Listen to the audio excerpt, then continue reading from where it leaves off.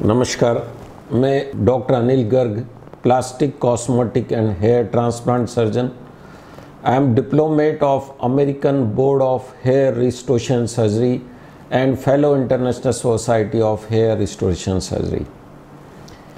एक बहुत common question, rather एक बहुत बड़ा कन्फ्यूजन्स रहता है सोसाइटी में, हेयर पैच या विग वर्सेस हेयर ट्रांसप्लांट।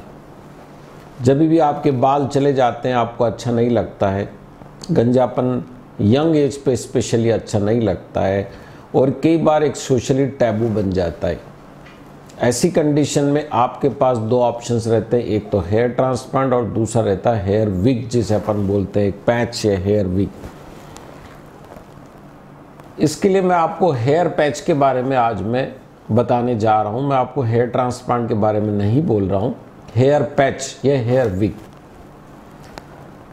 इसके अंदर जो हेयर विग या हेयर पैच जिसे कहा जाता है या वो दो प्रकार की होती है। एक तो कंप्लीट, मतलब आपके सर पे पूरा गंजापन है और पूरे सिर को कवर करने के लिए आप हेयर विग या हेयर पैच का उपयोग करते हैं, या फिर आजकल टेक्निक में बहुत एडवांसमेंट होने के कारण कुछ एरिया है आपका जो आपको लो डेंसिटी का लगता है या गंजा लगता है, या क्योंकि पीछे बाल होते हैं आगे से गायब होते हैं, या कुछ लोगों के आगे बाल होते हैं पीछे के बाल गायब होते हैं, तो वो अच्छा नहीं लगता है।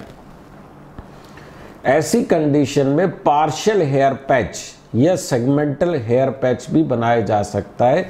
जैसे मान लो ये एरिया डीप लगता है आपको, एक ट्रायंगुलर पैच बन जाता है, वो चिपक जाता है, वो आपके बालों के साथ में मिक्स हो जाता है, ऐसे हेयर आपके साथ में मिलाए जाते हैं। दूसरा आता है कि जो हेयर की क्वालिटी काम में ली जाती है, वो हेयर की क्वालिटी जो है तीन प्रकार की हो सकती है। एक तो नेचुरल ह्यूमन हेयर भी हो सकते हैं। आप देखते होंगे बड़े बड़े मंदिरों के अंदर काफ़ी जगह बाल कटाने की प्रथा है, और वो बाल अल्टीमेटली कहाँ जाते हैं, वो इन इंडस्ट्रीज़ को सप्लाई होते हैं। तो ये जो हेयर है, उन हेयर से आपके हेयर के साथ में मैच करते हुए उसकी एक हेयर पैच या विग बना ली जाती है। दूसरा आता आर्टिफिशियल या सिंथेटिक हेयर, प्लास्टिक के या पॉलीयूरेथेन के हेयर फिलामेंट टाइप के ऐसे बनाए जाते हैं धागे, और उनसे पैच बनाई जाती है, उसमें आर्टिफिशियल हेयर का उपयोग होता है। तीसरा होता है एनिमल हेयर्स, जिसमें एनिमल्स के बालों का उपयोग किया जाता है। ये तीन प्रकार की हेयर क्वालिटी काम में ली जाती है। नेचुरल हेयर लेते हैं आप, तो वो जो विग है वो बिल्कुल नेचुरल लुक देती है, नेचुरल वे के अंदर बाल स्टाइल कर सकते हैं और नेचुरल वे में बालों का मूवमेंट होता है, दैट लुक मोर नेचुरल।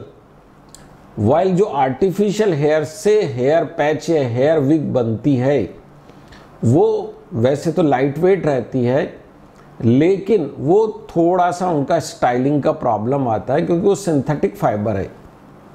इनमें वेयर एंड टेयर होने के ज़्यादा चांसेस होते हैं। इन बालों को, आर्टिफिशियल बालों को आप डाई नहीं कर सकते, ये आप किसी प्रकार की स्ट्रेटनिंग नहीं कर सकते, जबकि जो नेचुरल हेयर, ह्यूमन हेयर से, बालों से जो हेयर विग बनाई जाती है, वो नेचुरल दिखने के साथ साथ आप उनको डाई भी कर सकते और स्ट्रेटनिंग भी कर सकते और भी कोई प्रोसीजर कर सकते। ह्यूमन हेयर से जो विग बनती है वो प्रायकर भारी होती है, हैवी होती है, और जो सिंथेटिक की बनती है वो प्रायकर लाइट वेट होती है। ह्यूमन हेयर में मेंटेनेंस कम लगता है, जबकि जो सिंथेटिक होती है उसमें मेंटेनेंस ज़्यादा लगता है। तो ये आप जब भी जिसके पास में बनाने जा रहे हैं, उसके पास कौन सी क्वालिटी के ह्यूमन हेयर है, कौन सी क्वालिटी के आर्टिफिशियल हेयर है, ये आप देख सकते हैं। ह्यूमन हेयर की विग कई गुना महंगी पड़ती है, जबकि आर्टिफिशियल हेयर की जो विग बनती है वो काफ़ी सस्ती रहती है। अब आता है हेयर पैच के अलावा एक और चीज़ आती है, हेयर एक्सटेंशन।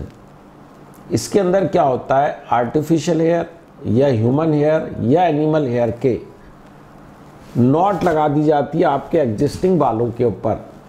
उनके साथ में उनको ग्लू से भी जोड़ सकते हैं या नॉट भी लगा सकते हैं, और नॉट लगा करके वो डेंसिटी बढ़ाने का काम करते हैं। ये उन लोगों में जिनकी डेंसिटी कम हो गई, पूर्णतः गंजे नहीं हुए, ये जिनके पास कुछ बाल हैं उनको लगता है हमारी डेंसिटी कम है, उनके अंदर ऐसे प्रकार का हेयर एक्सटेंशन का उपयोग किया जाता है। तो यह भी एक प्रक्रिया है जिसके अंदर आदमी पूर्णतया बिना गंजे हुए उन आर्टिफिशियल हेयर को उनके साथ में ज्वाइन करवा सकता है और अपनी डेंसिटी को बढ़ा हुआ दिखा सकता है। अब मैं आपको कहता हूं कि ये हेयर पैच किस किस प्रकार से फिक्स करने की भी 2-3 टेक्निक है। एक तो आपने देखा होगा, बहुत पुरानी टेक्निक थी, सीधी इसको पहना लिया जाता था, जैसे आप टोपी पहनते हैं या कैप पहनते हैं, ऐसी बनी हुई आई और यूँ क्यों पहन लिया, ये कहीं भी स्टिक नहीं होती है। और ऐसा कई बार देखा होगा कि बाल में हवा में उड़ जाती है। ये बहुत ओल्ड टेक्निक थी, हालांकि अब इसका उपयोग नहीं किया जाता है। दूसरी टेक्निक आती है जिसमें ग्लू लगा दिया जाता है, टेप लगा दी जाती है और टेप से चिपका दिया जाता है। वो 15 दिन से 1 महीने तक रहती है। कुछ और हाई क्वालिटी की ग्लू आती है, वो और ज़्यादा समय तक भी रह सकती है। फिर तीसरा प्रकार का आता है जिसके अंदर क्लिप लगा जाता है। यदि आपके पास एग्जिस्टिंग बाल है तो उसमें क्लिप लग जाता है और क्लिप लगने के साथ के अंदर वो जो हेयर पैच है वो फिक्स हो जाता है। इनमें हर टेक्निक के अपने एडवांटेज है, डिसएडवांटेज है। जो ग्लू लगते हैं उसको प्रायकर मोस्ट कॉमनली आजकल उसका उपयोग किया जाता है। यदि आपको उससे एलर्जी नहीं है तो ये टेक्निक बेहतर मानी जाती है। लेकिन जो क्लिप वाली टेक्निक है वो भी अच्छी है, लेकिन उस जगह पर कई बार लंबे समय तक लगे रहने के कारण एक ट्रैक्शन एलोपेशिया होता है और उससे उस एरिया में बाल परमानेंटली मर सकते हैं और एक छोटा सा पैच बन जाता है और वहाँ के बाल मर जाते हैं। ऐसा बहुत कॉमनली हम देखते हैं। कई बार ग्लू के साथ रिएक्शन होने से वहाँ पर दाग बन जाते हैं, हाइपोपिगमेंटेशन हो जाता है, अल्सरेशन भी हो जाता है इवन। तो ये ग्लू के और हेयर क्लिप के एडवांटेज और डिसएडवांटेज आपको मैंने बताए। अब आता है कि वो कौन सी कंडीशन है जिनके अंदर हेयर पैच का या हेयर विक का कॉमनली उपयोग किया जाता है।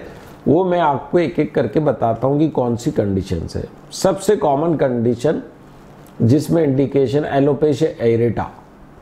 एलोपेशिया एरेटा जिसके अंदर अपन कहेंगे उसका एक वेरिएंट है एलोपेशिया एरेटा टोटलिस, जिसमें सर के सारे बाल चले गए। एलोपेशिया एरेटा में ट्रांसप्लांट भी नहीं किया जाता है और मान लो वो ठीक नहीं हो रहा है या रिकवरी स्टेज में, तब भी आप पूर्णतया गंजे ना लगे, खराब ना लगे, इसलिए उस वक्त आप एक टेम्परेरी हेयर पैच बनवा सकते हैं। वो एक आइडियल कंडीशन है हेयर पैच के लिए या हेयर विक के लिए। दूसरा एक आइडियल कंडीशन आती है जिसमें स्कैरिंग एलोपेशिया बोलते हैं।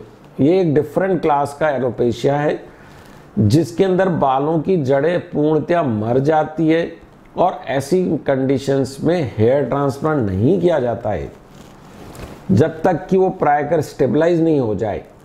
और हेयर ट्रांसप्लांट सर्जन बोलता है इसमें रिस्क है कि बालों की जड़ें अपने आप खत्म हो सकती है।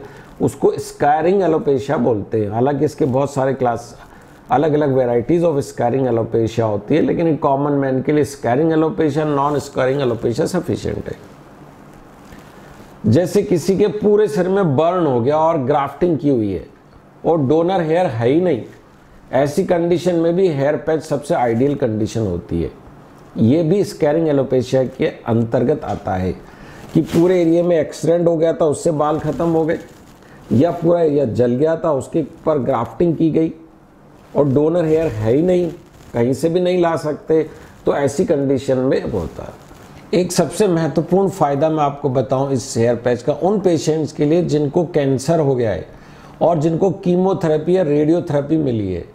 ऐसे मरीजों में एनाजन इफ्लूवियम के कारण तुरंत बाल चले जाते हैं और अक्सर फीमेल्स जो होती है उनको बहुत ही बुरा लगता है। ऐसों के लिए हेयर विग बहुत ही अच्छा साधन है। अतः यह एक कैंसर के पेशेंट जिनको कीमोथेरेपी या रेडियोथेरेपी मिल रही है और उसके कारण उनके बाल सारे चले जाएंगे या चले गए हैं, उनके लिए हेयर पैच, हेयर विग एक बहुत अच्छा साधन है। फिर एक चौथी कंडीशन आती है advance grade of baldness having the poor donor supply. Advance grade of baldness वो बोलते हैं जिसमें अपना पूरा सिर गंजा हो गया, डोनर हेयर की संख्या बहुत ही ज़्यादा कम है और पेशेंट की हाई डिमांड है कि मेरे को तो हाई डेंसिटी चाहिए और फुल हेड ऑफ हेयर चाहिए। ऐसे कंडीशन में बेहतर है आप ट्रांसप्लांट कराने की बजाय आप हेयर पैच या हेयर विग पहन ले, क्योंकि फुल डेंसिटी आपको हेयर ट्रांसप्लांट में नहीं मिल सकती। तो दैट इज अनदर कंडीशन। फिर कुछ कंडीशंस ऐसी आती है जिसके अंदर पेशेंट खुद ट्रांसप्लांट ही नहीं चाहता। ट्रांसप्लांट नहीं चाहने के दो कारण होते हैं। कई बार तो अक्सर डर लगता है, दर्द होगा, माथे में कुछ हो जाएगा, कैंसर हो जाएगा और मेरा परमानेंट मतलब कुछ मेमोरी चली जाएगी, आंखें चली जाएगी, ऐसा करके बहुत सारी भ्रांतियां, जबकि ऐसा कुछ भी हेयर ट्रांसप्लांट में नहीं होता है। या फिर उसकी कॉस्ट बहुत ज़्यादा लगती है, क्योंकि hair high grade of baldness, उसमें ज़्यादा बालों की संख्या लगेगी तो उसमें कॉस्ट ज़्यादा आएगी। तो कॉस्ट या फियर के कारण हेयर ट्रांसप्लांट नहीं कराना है, ऐसे लोग भी हेयर पैच हेयर विग का उपयोग कर सकते हैं। अब मैं अगली कंडीशंस बताता हूं। आजकल आप बहुत कॉमनली देखते होंगे, सबसे कॉमन एग्जांपल मैं देखता हूं न्यूज़ रीडर्स का। आप यदि ध्यान से देखेंगे तो हमारे अधिकांश न्यूज़ रीडर्स हेयर पैच का उपयोग करते हैं, मेल एंड फीमेल बोथ, क्योंकि उनको थोड़ा सा बेहतर लुक दिखाना होता है। जो स्टूडियो की लाइट्स होती बहुत ज़्यादा होती है, उसमें नॉर्मल हेयर में भी डेंसिटी कम दिख सकती है। कई बार थोड़े से भी बाल कम हुए तो डेंसिटी स्कैल्प शो होना लगेगा और वो अच्छा नहीं लगता है। इसलिए अक्सर न्यूज़ रीडर आप देखेंगे ध्यान से तो वो हेयर पैच का आजकल कॉमनली उपयोग कर रहे हैं। फिर हमारे बहुत सारे सेलिब्रिटीज़ हैं, फिल्मी एक्टर एंड एक्ट्रेसेस हैं, उनको भी इसका उपयोग करना पड़ता है, क्योंकि वो भी हाईलाइट के अंदर काम करते हैं। तो मॉडलिंग के अंदर है, एक्टर हो गए, एक्ट्रेसेस, सेलिब्रिटीज़ हो गए, न्यूज़ रीडर्स हो गए, टीवी शो में कई लोग आते हैं, वो इसको लगा के आते हैं। फिर हम एक क्लास और है, कुछ ऐसे मौके फेस्टिवल्स आते हैं जिसमें फैंसी हेयर स्टाइल दिखानी होती है, आपने देखी होगी कई लोगों की, कलरफुल, तो वो एक तरीके से विग होती है, उसको पहन लिया जाता है। तो दीज आर द कंडीशंस जिनके ऊपर की हेयर विग या हेयर पैच का उपयोग किया जाता है। अब मैं आपको बताता हूँ contraindications of use of hair patch या हेयर विग। कॉन्ट्राइंडिकेशन उससे बोलते हैं कि जिन कंडीशंस के अंदर इसका उपयोग नहीं किया जाता है।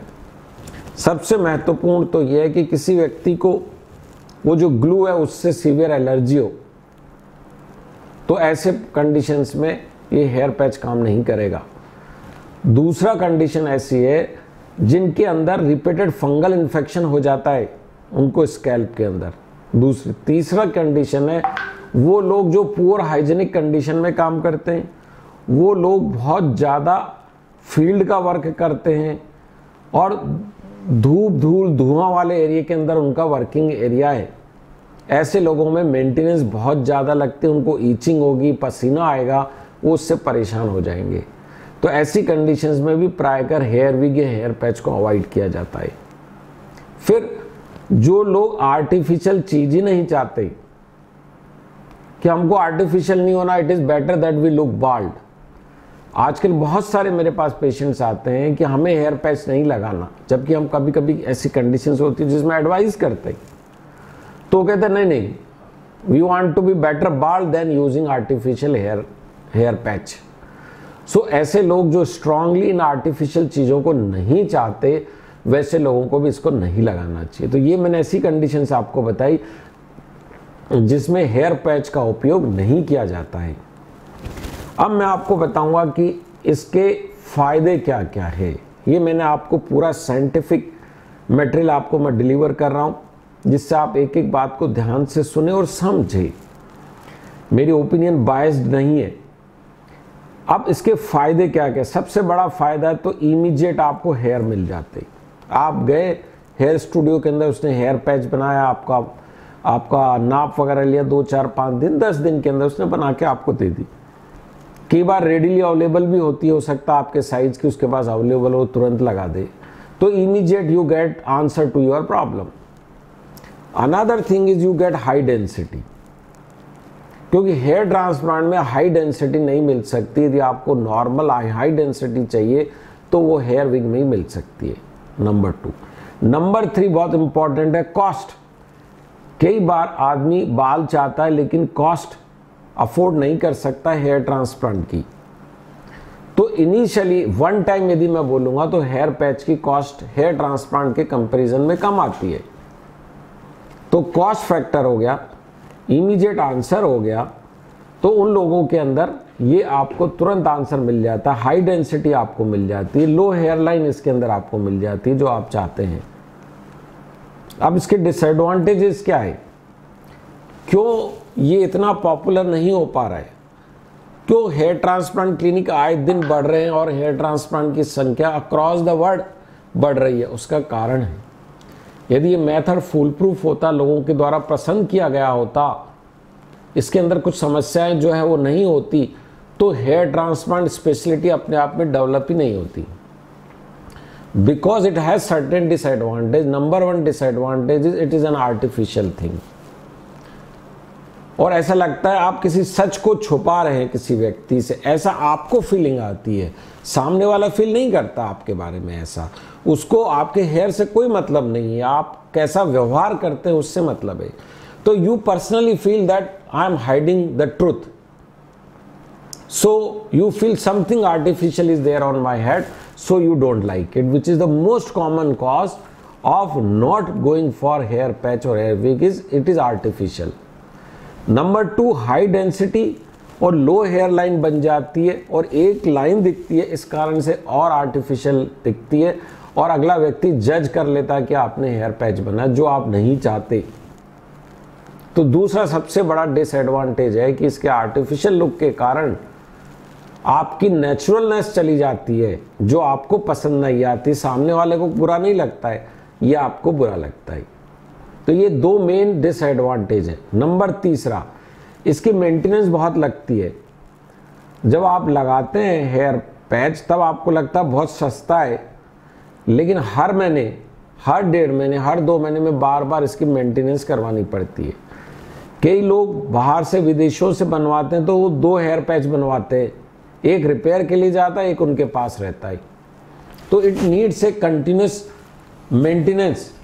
और लॉन्ग टर्म में यदि हम इसकी कॉस्ट को कैलकुलेट करते हैं तो hair patch, hair wig, hair transplant की बनस्पत महंगी पड़ती है।